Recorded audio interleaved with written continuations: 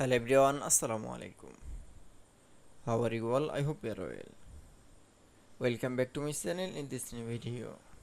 Today's video, how to crop picture in Adobe Photoshop. So get it started. At first open your Photoshop document. In this video I will show crop picture. Now you can say now going to the file menu option, then click for open option. Now find your picture.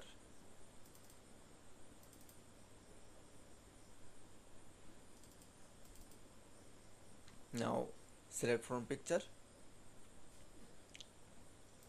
Now click for open option. Now you can see, then select from open the picture. Now crop. Now select from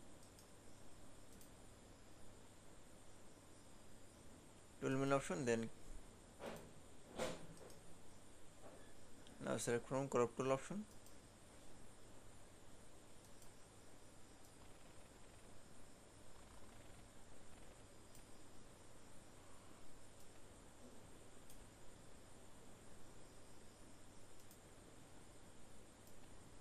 Now crop this picture. You and need.